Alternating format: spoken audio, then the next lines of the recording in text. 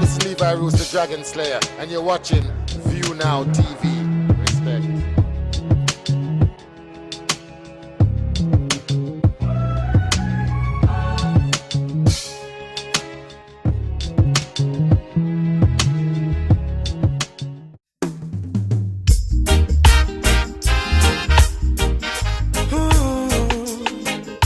Natural beauty, you know. Yeah, no, I've never been someone shy until I seen your eyes. Still I had to try, yeah. Oh yes, let me get my words right and then approach you. Woman, I'll treat you like a man is supposed to. You'll never have to cry, no. I know everyone can relate to when they find a special someone, and she's royal, yeah, so royal, and I want her in my life. I never knew anyone so one of a kind, no. The way she moves to her own beat, she has the qualities. ViewNowTv, I'm Tracey Williams, and this is Tracey Williams' show for Rhythm 365. I'm going to be interviewing the beautiful Susan Cadogan.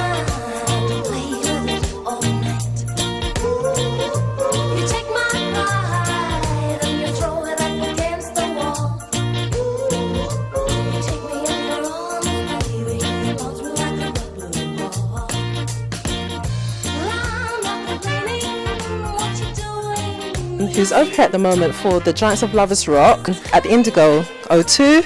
She's going to be sharing the stage with Ginger Williams, Carol Thompson, Marie Perry, the administrators, Sandra Cross, just to name a few. You have to be there. It's going to be great. Susan started out in 1974 and she had a hit called Hurt So Good. And since then she's blessed us with many musical gifts. Let's go and talk to Susan now and find out what the lady herself has to say. I'd like to welcome Susan and joining me here on the Tracey Williams Show. Welcome, Susan. Thank you so much, Tracey. So, 1974 was when it all started for you as a young, beautiful woman. In your early 20s, you had no intentions of becoming a singer. You know, what happened? Well, I always loved to sing, you know, but I didn't actually seek out the career as such, you know, coming from a quite modest Christian family background. My father was a Methodist minister, you know, but I remember the old time turntable playing, you know, the platters and things, and it just, oh, it was so beautiful. I used to sing with a broomstick in front of the stereo, Okay. you know, and, you know, only you. And I used to love it. But I never actually sought out this career. This career was actually just given to me. And But your mum was a singer, wasn't she? yeah, Gospel from singer. in church coming up, not really gospel, like classical, you Okay. know. Yeah, she would sing with the Jamaica Philharmonic Orchestra. I don't think she was really trained, but I think from the way she sounds, you would think that. Good for me that Hurt So Good came along in 1974. It was your meeting with Lee Scratch Perry that started it all off? Yes, well, actually, my friend had a good friend, Teresa Brand. She's British, by the way, and her boyfriend, Teresa loved to sing, and her boyfriend asked her to sing this song, and she said, ask Anne, because she knew I loved to sing. So we actually went down to Lee Perry to sing a song for him called Love My Life. Which now I see it on the internet and everybody talking about Love My Life, and now Universal has released it. I don't know where they got it from because I don't really have anything, you know, legal or anything about this song. But I was at Lee Scratch Perry voicing this song when he said to the guy, Jerry Lewis, I like your singer voice, you know. You know this song? So he asked me, can you Hurt So Good? So I said, yeah. Because I love music so much, I always knew everything that was popular. And he asked me, try it for me now. So I went in and I ran through the song. He said, yeah, man, I like your voice, you know. Sing it again. And I sang it again. And what Perry used to do, you know, those days they didn't have the facility where you could double track. So he just made me sing it twice and he bashed the two voices together, if you ever see mixing. So I sang it and then diamonds were hanging around, Mighty Diamonds. They were the diamonds then, and they put in the background vocals. And he said, boy, I like your voice, you know, you can do some more tune for me. And he gave me a little cassette. And I left. And next thing I knew, Hurt So Good was on a British chart. Afterwards, I sang Love Me Baby as the follow-up, and that went to 22. But Hurt So Good had a bullet. I think there was a song called Let Me Try Again by Tammy something that just raced up the chart and did away with Hurt So Good. Or I think I may have got a number one. But let's just go back a little bit. Perry, he changed your name from Alison to Susan. Why did he feel the need to do that? Who knows? Perry is a strange man.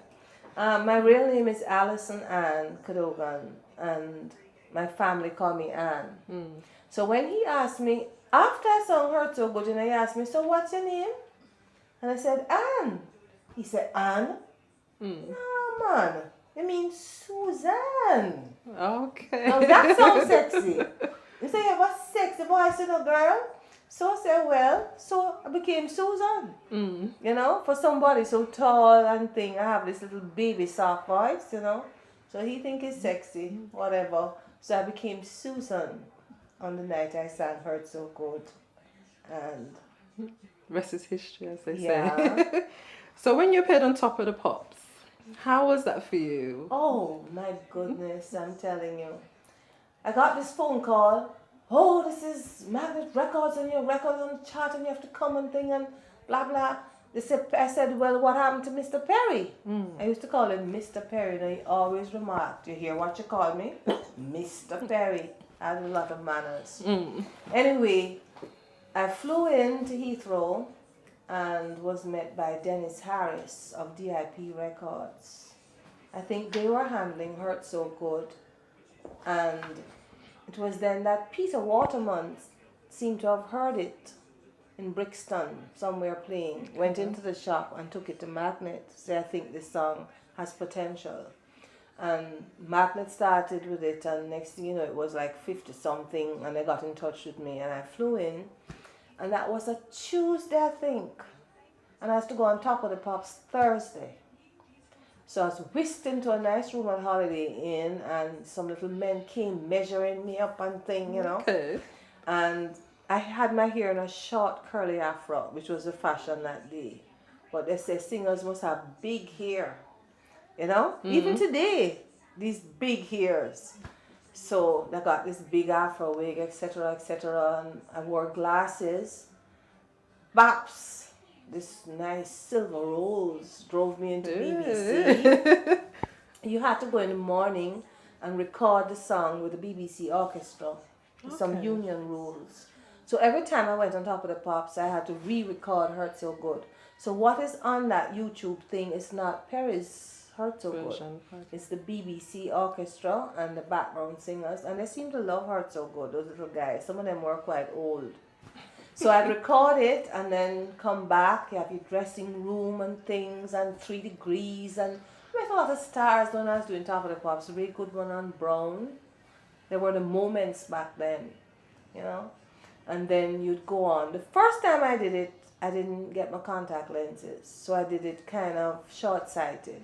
Okay. And I love to look at myself and say, with my little shy self, you know, because it was the first time I'd sung. Okay. You know?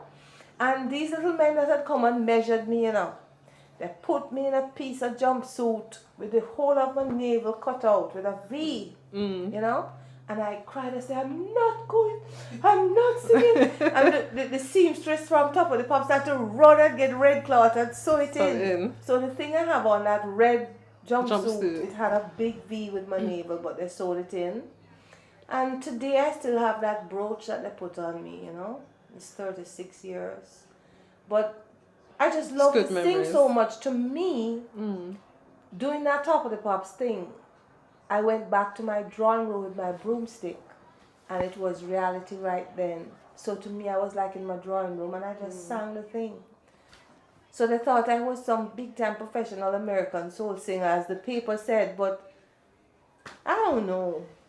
I'm glad for that little thing I have, that I can do things like that, you know? Just get up and just do it. Yeah. But you mentioned Pete Waterman. Probably at that time he was a new producer, up and coming. He's a huge name now. You know, how did his style differ from Scratch Perry? Well, first of all, he's British. He really seemed to be into music, and he really loved music. So he was working at Magnet. And finding Hurt So Good and Hurt So Good being so successful, I think it gave him a kind of push in the industry. And he produced my first album, Doing It Her Way, and he wrote with this other singer, Peter Shelley. He was on the top of the pops. He was on a chart with a song called Love Me, Love My Dog. You would know that, Tracey, because you weren't around. You know? Yeah. But Peter Shelley and Pete Waterman wrote this song, Love Me Baby, which was my follow-up, and he produced my album for Magnet. You know, I used to go shopping in Knightsbridge and thing with Pete for gowns to wear on top of the pops, you know. And I now have this big foot and I couldn't find shoes, because in England they stop at a certain size. I don't know. Pete, you know, sometimes I remember Peter myself didn't get on too well, but, you know, I think he wrote a book. Okay. And in this book, I don't know what possessed him to say, I arrived here with a bald head and a glass eye. And I'm glad to get this sorted out. Because I had my hair cut in a low afro, which was a style in my country. And I wore glasses, but I did not have a glass eye. You know, probably I'll see him again one day. So how was it for you producing that first album? Not really having the singing professional background. You know? It was rough. I remember it got some real bad reviews, you know. Because one person said inexperienced Cadogan, because I really was. You know, I've never been trained. I just have a feeling, you know. Yeah. I just love to sing, and however it comes out. But I remember arriving at the studio, oh my goodness, there were so many musicians with violins and harps and all kind of thing. And they would play, and I remember when they said, come on lads, we're going to play Imagine to Reggae. And everybody would just start to bounce, you know, mostly white musicians. And it was rough. But 1982 was when the whole Lovers Rock style of music came about. My first one was what they would call sophisticated reggae. Yeah. I don't know if they call it that, but it really wasn't the roots. And I know the story, the way it went down. I had a whole album recorded with Lee Perry. And if Magnet Records, who signed Hurt So Good, had taken Perry's stuff, people say probably my story would have been different, you know? Because that was real Jamaican stuff. But instead, my album came out as a British-produced, sophisticated, alien reggae sound. And even Love Me Baby, I don't play that. I don't feel like that is my music. Neither the album, it has on a couple tracks, like How Do You Feel the Morning After, because I really like Millie Jackson, and that was another of her hits. But the album itself, if they had used Perry's album, which is the album that I have today that is still selling, probably, you know, I may not have disappeared. But as you see, I disappeared. I went back to Jamaica after staying in London like about 9 months. Okay. You know, I did like cabaret shows. They found a band for me, a manager, after all the legal talkings about Hurt So Good and thing. And when I wasn't really making a living, I just cried and said, I want to go home. And miss your family. Back to my library, you know, and... Okay. But when the whole Lovers Rock movement came out, that's when you emerged again with Tracks of My Tears and Piece of My Heart. Piece of My Heart. When I went back to Jamaica, I went back to the library, and Magnet did fly me out again, you know. I came to London in 76 or so, and I recorded an entire album with this producer called Tony Ashfield. And they had a short time for me to be here, so I recorded that album to bass and drums. Okay. I don't know if that's why I love bass and drums so much. But people used to wonder, how Susan sing that thing? Because I sang in all the lyrics just to the bass and drums. I don't know what ever became of that. But back in Jamaica afterwards, I was approached by Owen Brown, OB Productions, to sing Tracks of My Tears. And I asked him if I could sing Piece of My Heart because I think that song is so fabulous. The Irma Franklin version. Yeah, yeah. And those were quite successful. So I was Reggae Artist of the Year in 1981 there. And right after that, Roddy Thomas approached me and took me to Hawkeye, who was recording him at Dynamics. And that's when I did Love Me Please and 'Cause You Love Me Baby and some duets with Roddy, you know, the more kind of lovers rock. Yeah. So you've done some collaborations. Tell us about some of the people that you've worked with and some of the memories of that. Well, I started off cabaret in London actually at some Baileys clubs. They had a chain of clubs, Baileys Club of Watford, Baileys Club, and they found this band for me and I used to sing. They had this big paper mache doll of me in the foyer of the clubs. A big sign, giant letters, round and round. What do you call on the marquee? Susan Cadogan, Queen of Reggae, Queen of Reggae. And I'd sing. Peter Waterman selected all those songs, you know. I started with I'll Be Around. This is off Hawken Road. I sang Bet You by Golly Wow, Love Will Keep Us Together, plus Hurt So Good, and you know. But mostly for cabaret, I did a few in Jamaica.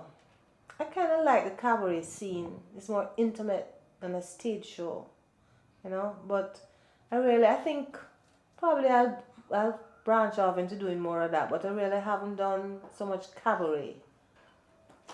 I've worked with many singers. Jimmy Riley, Glenn Adams, J.C. Lodge. I've worked with Carol Thompson and Sandra Cross. Coffee, Black Steel over here. In Jamaica. More musicians than singers. You know? I've worked with Sly and Robbie, Franklin Bubbler Wall. Boy, the amount of things I've done. I should write them down, you know, before I get short-term memory loss or long-term. Write a book. You know, I'm writing a book, you know. Okay, The that'd be Hurt So interesting. Good story. You know, 'cause once, I don't think I even realized what Hurt So Good would really mean to me. To figure to myself that nothing good comes easy. And that if you want good, you always have to run, as they say in Jamaica. You know? Yeah. And to get to the pleasure, you have to go through the pain, and that's why it hurts so good. You know? So, who would you like to do a duet with? Oh, please! I would love to duet with Ken Booth. Okay. I love Ken Booth. I love his passion and his energy when he performs, and I love the way he pronounces his words. There's just something about Ken, you know. And plans were afoot for us to do it, and I'm going to follow it up for myself, you know. And Winston Francis, my good friend, even Barry Biggs, you know. Once my professor, who I've worked with, he said he would let me do it with Earl 16. Okay, yeah. The music is so big and wonderful. I'd love to make an album called The Duets. That would be good to hear. When you look back at everything you've done over the, 30 plus, let's say 30 plus years, yeah? When you look back at those 30 plus years, is there a particular moment where you can sit back and think, yeah, that was great? But I suppose going on BBC TV, I don't know. I had a good time in Hawaii, singing on Good Morning Hawaii. You know, like they have Good Morning America thing. I was like 6 something in the morning, I had to sing live, and they had a lot of, well, this gentleman in particular called, And he said, well, he asked him if he could speak to me. And I went and I spoke. He said, you know, I don't know you. I've never heard of you. But I was in my kitchen and I heard this voice and I ran to see who was singing. Because you have such a sound, and don't let anybody ever change the way you sing.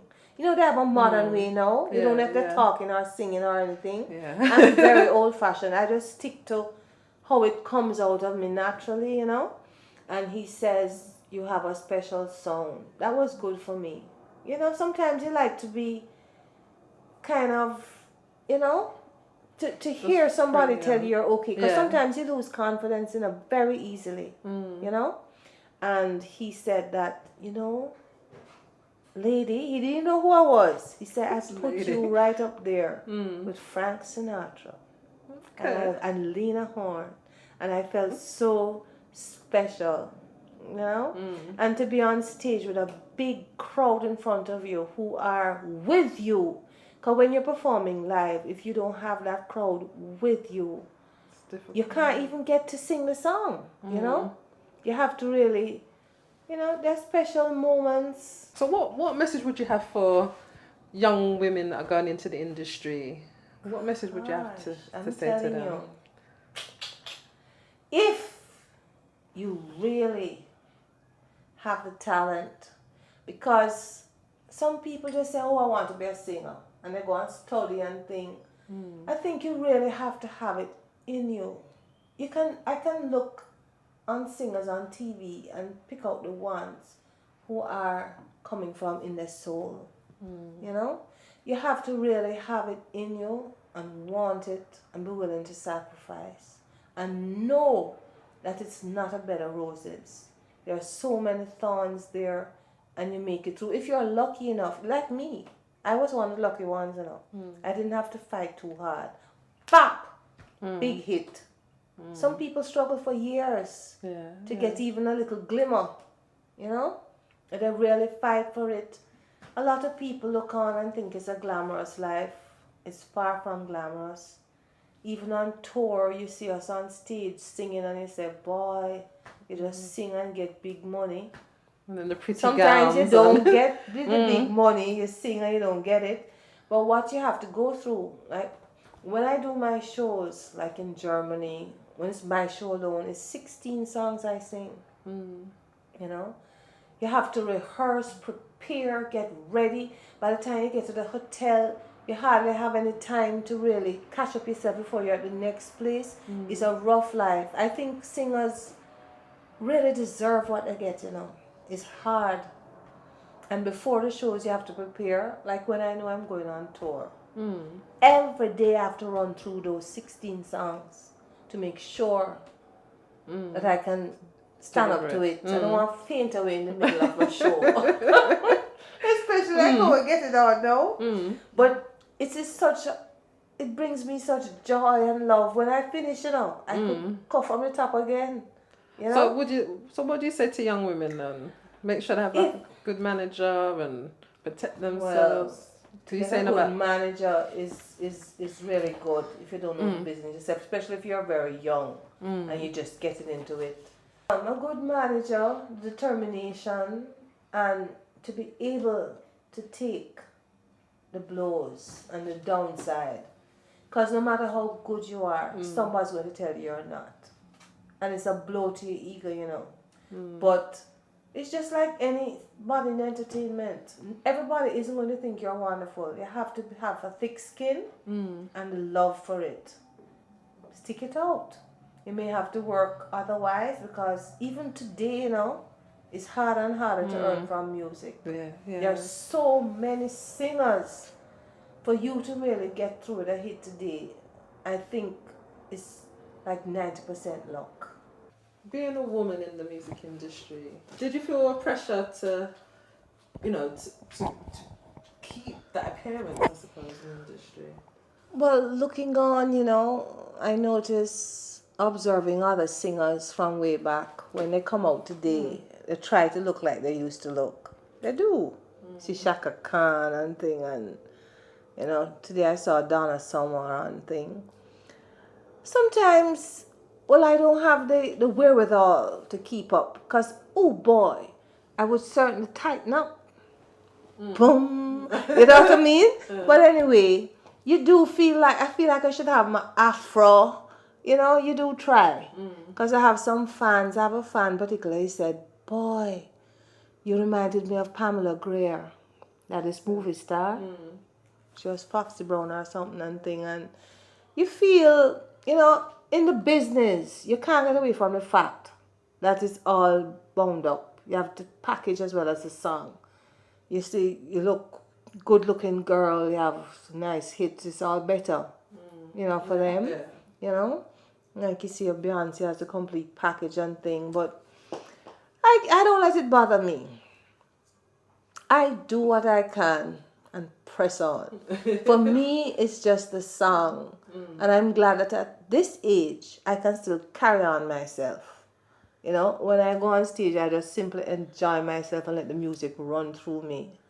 And just, you know, I try, but I can only be who I am. So 2008, you released Two Sides of Susan. What is next for you? Are we going to have a new album? Well, when I did, Two Sides of Susan was a double album deal. So Arriva Records has another unreleased album from that deal. But, you know, today the music industry is in such a slump. You know, you press 3,000 CDs and you sell 100. People are downloading, copying whatever they do, or they get it online digitally. So I think that's more where the business is going. So I don't know when my second album will be out. But for me, myself, I'd like to get out like greatest hits, you know, to have something else out there. Because I have 9 albums and where them there? I don't know. People can't find them to buy, you know? And I wonder where they are. But I've completed 8 released and 1 unreleased. And yet my music is hard to find, even in the record libraries at radio stations. Well, they don't have that these days. You know, they used to have a record library, they'd fix the playlist and things. They don't have that again. Everybody walk with their own music. So, but I'm open to recording. I always say I'm hanging up my mic. I've had enough. But if somebody called me and says, Susan, sing a song for me now. Okay. You know? You're there. You can't resist. You just love it. So you know, being in a recording studio is so wonderful for me. I'd stay all night. But do you find more pleasure in performing? Because you're going to be performing end of September at the Giants of Lovers Rock. Is that something you more enjoy, is the performance side of it than... When I was young, I used to be terrified of performing live. I used to love to lock up in the studio, lights out, rolling, Susan. They'd have to turn up the lights enough for me to get in the mood. And singing all these romantic songs. But these days, I've come to really enjoy a live crowd, you know? And to my sister, who unfortunately died a couple years ago, she was only 63. She used to tell me, she came to my show at Heineken Star Time, and she said, Ann, you know what? You can't sing for yourself when you're singing live, you know. You're singing for the people. You can't lock up your eye and sing for yourself, you know? And it's something that's, some people can't master the art, but to connect with an audience and have them like they're singing with you is such a wonderful feeling. And right now I feel like I've been able to do that, and I so enjoy doing it live. Right before you go on, you know, you feel like your heart would stop. You know, you get so excited and think. Sometimes you hear people drink and think to get turned on. I need to turn off. I get so full of it, you know? Not full of it that way. I get so excited, like my heart starts to race. I remember one time in Germany, I went on and I was so excited I couldn't sing and my mind went blank. Couldn't remember the words to the song. And I just put down the mic and I walked off the stage. And the guy in the band said, Susan, you run to the side. I said, wait, just give me a minute. And I breathed and I went back out and said, come again. You know? I think You just have to be real, and if you're being honestly real and just being yourself, it's all good. You know, the crowd pick it up. You know, you go out there like a parrot doing something people tell you to do, and it don't come over. You have to be real. You have to be real, like to feel And it. that's how I am. I don't care anymore. I've lived so long. Well, I don't want to say I'm out to pasture, but I just do and say the truth, and whatever comes naturally to me. Thank you, Susan, for your time and for giving me this interview. It's been really interesting talking to you and finding out all about you and the story of Susan and the Hurt So Good. Oh, that hurts so good. Thank you, Tracey, and thank you, ViewNowTv. You know, all the best, and hope we'll talk again soon. Definitely. Next 10 years. Yeah, thank you, Susan. It's been a great interview. I've enjoyed myself here today. This is Tracey Williams for the Tracey Williams Show with ViewNowTv and the Rhythm 365. Thank you.